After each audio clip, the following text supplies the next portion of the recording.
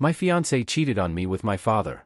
Me 27M, fiancé 26F call her L, my father 52M call him B, my mother 50F call her R. Like many who've had something like this happen, I never thought something like this would happen to me, but here we are. I've never used Reddit, but I've seen stories from here on TikTok, so I thought I'd give this a shot for any advice you all could give me. From listening to some other stories, you all like backstory. I'll try and be as clear and precise as I can, but it's only been a week, so if I start to lose it during the telling of this, I'm sorry. Elle and I met in her freshman year of college. We were both dorm in the same building where we eventually met. We later found out we lived 2 towns away from each other, so whenever we went home, I let her drive with me. It was only added like 20 minutes, so it was no big deal. After multiple trips and hanging out at school, we started to date. I have a close-knit family, as did she, so we told our families right away. I had met hers plenty of times when dropping her off, but it was nothing more than an introduction and exchanging pleasantries. Both of our families accepted each other with open arms and our relationship grew. I was a year ahead of her, so when I graduated, I went home where I was offered a good job with great pay. I visited her at school whenever I got the chance, and whenever she came home, we would make time for each other. After she graduated, she moved in with me as both of our jobs were in the city near where we grew up. Like me, she was offered a position at the company she works at now with great pay. After living together for about 3 years, I proposed, and we have been planning our wedding since. Now on to the part you're all reading for. Looking back, there was plenty of things I overlooked that I just wrote off, thinking my father was just trying to welcome my ex into our family. Things like my father calling her all the time, and if I was around, they would just tell me they were talking about the upcoming family party or something along those lines. One time Elle was in the shower and her phone rang. I seen it was my dad, so I answered. When he realized it was me, he sounded both upset and surprised that I picked up. I then asked what's up. He responded that he wanted to talk to Elle about my mother's birthday that was in a week, and after a minute we ended the call. Even typing this out now, I feel like an idiot for not seeing it sooner. On the day I found out, it was like any other day. Elle had Thursdays off, so she made breakfast for both of us. When I set out for work, she gave me a kiss and told me to have a great day. During my drive to work, I realized I had forgotten some paperwork I would need for a meeting I had at 3 p.m. I shrugged it off and told myself I would just go home at lunch to get it. Elle texted me throughout the day talking about all the casual stuff a couple talks about, like what do you want for dinner? I did the laundry. Do you want me to hang it up for you? Blah blah blah. I didn't think it necessary to text her I was coming home for lunch, so when it came around, I just left work and went home. When I got home, I noticed a car that looked like my father's in our parking lot, but I didn't think anything of it and just parked and went into our building. When I opened the door, I was met with a scene out off a movie where a man comes home early and catches his spouse cheating. Such a cliché. There was a trail of clothes, both his and hers, leading to my bedroom, and the sound of faint moans echoed through my apartment. I stood at the door in utter shock. My brain was a mix of rage, sadness, and disgust, but if you were a fly on my wall, you would see what looked like a statue. I just couldn't move. When I finally snapped to, not knowing how much time had passed, I took out my phone to record. I picked up all the clothes that were on the floor and threw them into the hall of the building. After, I filmed the walk to my bedroom. The door was open. I stood in the doorway filming for about a minute, then flipped on the lights. They both jumped at the sudden light and looked at me, and to my utter shock, it was my father in the bed with her. After the initial stun, my father noticed I was recording and started to panic, trying to find anything to cover himself and telling me to stop recording. He found a towel and wrapped it around himself and started to walk toward me. I told him, if you don't want to get hurt, stop coming to me. He either didn't care or didn't hear me and reached for my phone. I hit him square on the jaw. His head bounced off the door and slumped to the ground. Elle shrieked. I aimed the camera at Elle and said, concerned about your FCK buddy, but nothing to say to your fiancé? My father woke up after about a minute nap, and I told them I just needed to come pick something up for work, so I'm heading back now. If either of you pieces of SHT are here when I get back, I'll send this video to everyone you know. I ended the video, looked at my dad, who was still coming to, and said, you're dead to me. You're no longer my father, but you might want to go home and talk to mom, because I'll be talking to her very soon. I sat in my car for a while until one of the bosses at work called to ask where I was. I told her I was on my way back right now. When I got to her office to hand her the paperwork, I must have looked awful because she started asking what was wrong with me. I told her it was nothing and I'd be okay. I could see her scanning me up and down, and she noticed some blood on my collar and stood up, rushed to me, and said, you're bleeding. I looked down and said it was my father's. She looked confused, so I pulled out my phone and showed her the video. She watched it in its entirety. She was introduced to Elle a few times, but never my father. She sat there silent for a moment until it finally clicked that my fiancé was cheating on me, but not only was she cheating, it was with my father. She asked if there was anything she could do, suggesting I take some time off, but I told her I can't go back there right now. That I just need a minute and I'd be fine for the meeting, and I have another shirt in my office.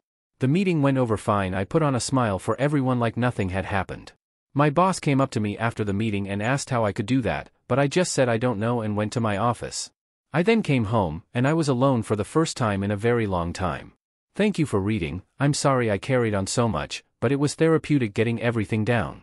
I just don't know what to do. I defiantly need to get the hell out of this apartment. I just can't live here anymore, and there's no possible way I'm sleeping in that bed. I know not only do I have to go get checked out for STDs, but I think I broke something in my hand. First update. Wow, hello everyone. I didn't expect to come back to Reddit and have this much support. I didn't really plan to update at all. I just wanted to put what had happened out there and hopefully get some advice. After I wrote down all that happened, I closed my computer and kind of fell into a depression. After I posted, it hit me like a train. To the ones who think it's fake, I wish I was this creative. I'd write books instead of working a 9 to 5. I'll try to reply more on this post. I just logged back on, and it was honestly too much to try and reply to every comment. Just know I read through most of them, and I truly appreciate everyone's inputs, both negative and positive. So, the day after I posted, I tried to get into contact with my mother, but none of my calls were connecting. I wanted to see if she would get lunch with me, and I'd tell her everything. After about a dozen tries, I decided to get into my car and go to my mother's house. She needed to know what happened as soon as possible, even if talking about was going to make it hurt all over again. During the drive, I thought about what I would say and how I would say it. That made me start to panic. I had to pull over twice to throw up. It's not every day you have to tell your mom that her husband is screwing your fiancé. I pulled into the driveway and sat in my car for a moment to calm down and gather my thoughts. I was in my car for a few minutes when my mother threw her front door open, so I stepped out of my car. She started cursing at me, saying how dare I come to her home after I hit my father for trying to break up a fight between Elle and I. She called me every name in the book and called me an abuser. She told me I needed to leave since Elle isn't ready to forgive me yet, and that if she's smart she hopefully never will. Yes, apparently my father took Elle to my family's home and told my mom that Elle and I argued, and when my father tried to spot it, I hit him. She continued on for a while until I finally snapped and said, "Really, Mom? Because your husband is fucking my fiancé, that's why I hit him, and if you can't take my word for it, I have a video, I'll send it to you, but because my own mother can talk to me like this, don't expect to see me again. I don't want to hear your apology when you finally figure out that you're just as SHT of a mom as my piece of SHT father." Her face dropped. She looked like what I must have looked like when I first walked into my apartment and caught them. I pulled out my phone and sent her the video. My mom took hers out and turned it on. She pulled up the video and watched up until the part where I turn on the light. She then put her phone down. She looked up at me, but I turned and went into my car. I backed out of her driveway. I looked at her before I took off and she was in tears. My heart felt for her, but too much was said during that fight for me to pull back in and forgive her. When I got home, I started clearing everything out of my apartment that had to do with Elle or my family. I boxed all of Elle's things up and put them next to the front door. Legally this has been her place of residence, so I can't technically kick her out. Her name isn't on the lease. Also, she's the type of person who shies away from conflict, and if she returns other than to pick her things up, there will be plenty of conflict. Anything that had to do with my parents I boxed up and put into storage. Like I said in my first post, we were a very close family, but I've never had a problem cutting toxic people out of my life. I texted Elle's parents and told them calling off the engagement and told them she's been cheating on me. I thanked them for everything they've done for me. Our relationship was still building, but they were kind and supportive of me, so this just added more hurt to the mix. I finished by asking if they would come pick up all of her belongings. I haven't gotten a response from them yet, but I'm hoping they come grab her things, so Elle doesn't have a reason to come back here. Second update. Hey everyone, I'm sorry I haven't updated in a while. I wish I could say I'm doing great, but that would be a lie. Everything hits me in waves. I go from just being numb to boiling with rage. I haven't had a happy moment since I found out. Other than a few friends, I don't really have anyone IRL, especially since my family turned out to be SHT. Quite a few things happened since I posted last. It's been about a month, so this update will tell all that's been going on. After my last post, I decided to get the ball rolling on everything that needed to be done, like getting tested, finding a therapist, moving, and of course buying a new bed. I started by calling my doctor's office, telling them I needed to get tested and to refer me to a therapist. I had my first appointment with a therapist 2 weeks ago, and we decided to continue once a week. I also got tested last week, but it'll be another week or so until I get the results, cross your fingers for me. I got in touch with a real estate agent friend of mine and he sent me a ton of listings, and I decided on a refurbished cabin on the outskirts of my city. I finished moving 2 days ago. When I finished moving, I called Elle's parents. When they picked up, I told them I moved out and Elle has still yet to pick up her things and that the landlord will start showing the apartment in a few days, so someone better pick her things up before the landlord throws it out. That must have lit a fire under them because the next day my former landlord texted me thanking me for getting the apartment emptied out. No one knows where I live now other than the friend who set me up with this place, so I know Elle or my parents won't be dropping by. The only thing that sucks about this place is I traded a 10-minute walk to work to a 45-minute drive. My phone has been blowing up with texts and calls from Elle, both my parents and some of my friends, but I have no interest in talking to anyone other than my therapist. At work I've been a ghost. I go and get my work done and leave. On the rare occasion I have to talk to someone, I put on my fake smile and pretend everything is okay. My boss from my previous post has been trying to check in on me more, but I don't really tell her anything either. I just tell her I appreciate it, but I'll be okay. Truth is, I don't know if I'll be okay. I get that time heals and all, but I feel like that's only relevant when you're dealing with one issue, not when you lose who you thought were the 3 closest people in your life all at once. A huge part of me died and there's no chance of resuscitating it. The meetings with my therapist are going well. I suppose I've never done therapy before, so I have no reference on what good therapy is. We do get along all right, and she really seems genuine in wanting to help. The first session was us getting to know each other and delving into what brings me to her, nothing in depth but me just telling her what happened in my own words. The second session we went a bit deeper. She asked me about the relationship I had with my parents. I told her up until now it was great. We talked often and always communicated well when something was wrong and that I grew up in a great home, but that all means nothing now. She asked why I cut my mother out of my life. I told her she said things to me I wouldn't say to someone I despised, then told her there's no way she can come back from that. At the end of our last session, I gave her the link to my page on here so she can read more about how I feel and what's going on in my head. I feel like it's easier to type things out than it is to speak it. So, if you're reading this, hi doc. For now, I'm still miserable. I thought I'd be okay by now, not necessarily happy but okay. I know some of it is my own fault not communicating to my friends, but when I think about responding to them it just seems so exhausting. I know they'll want to get together or come to my new place, but I just don't have the energy to be around them. Until I do, I'll work, go to my appointments and sit on my back deck sipping on some bottom shelf whiskey and try to enjoy this beautiful view. I haven't hunted since high school, so maybe I'll take that up again now that I can hunt from my back porch. Thank you all for reading this far. Third update. Hey everyone, sorry I've been MIA for a while now. I'm writing this update to let you all know I'm alive and to give you the lowdown of what's been happening as of recent. First, I want to apologize to those who've worried about me the past few months. After my last post I was nowhere near okay, so I pulled back from everything. I secluded myself in order to heal and cope with what is now my life. I want you to know every comment and message didn't fall on deaf ears. I took all of your positive feedback and advice and worked through my problems. So, to the people who've supported me though, this truly thank you. I can't stress it enough. When I was at the lowest I've ever been, it was internet strangers that were there for me, so again thank you all.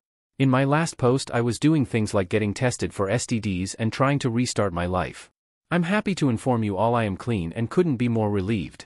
I am fully moved into my new place. When I told you all about my new place, I told you it was a refurbished cabin. Well, I might have been a little generous. It was refurbished almost 25 to 30 years ago, so it was a bit dated. Well, with all my newfound free time I decided to actually refurbish it, and all that's left to do is paint the guest room I turned into an office. The only thing I didn't do myself was the electric and plumbing because I have no clue how to do it and have zero interest in being shocked or putting my hand in a shit-covered pipe. Doing all the work has been incredibly stress-releasing and has helped me clear my head. I still see my therapist once a week. To all those who suggested it, you probably saved my life, so thank you. Being able to vent, get my frustrations out and get the advice I need has been better than anything in my life, past or present. I'm still working at the same company. I've become more open with some of my coworkers that I'm closer with and my boss from my previous posts due to the advice from my therapist. Also due to her and some of your advice, I've reached out to my friends and have slowly been reintegrating into the group again. Now on to the update with what's been going on between my family and ex.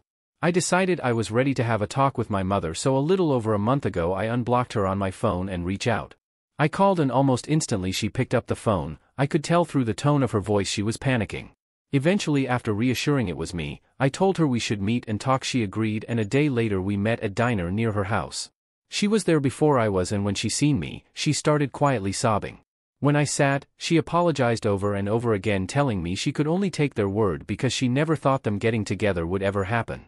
I told her while I appreciate her apology, the things she said to me were despicable and something no mother should ever say to their child, and it showed me exactly what she thought of me. She cried harder and promised it's not true that when she was told I hit my father for no reason she was so angry, and when I showed up to the house, she just let her anger take over. Not wanting to go back and forth with her, I decided to move on. I said, speaking of that, POS, what have you decided to do with him?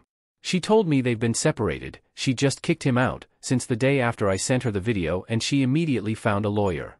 Then we moved on to my ex. She said that when I pulled away, she went back into the house and threw them both out. She was too disgusted to look at them. We talked for about an hour in total, and before I left, I told her I was in a dark point of my life, and because of the things she said to me I didn't have my mother when I needed her, and because of that I don't know if I could have her in my life.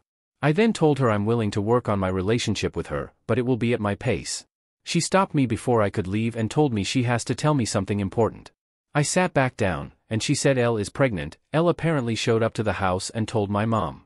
She said she didn't know if it's mine or my father's. Elle asked if I had been in touch so she can let me know.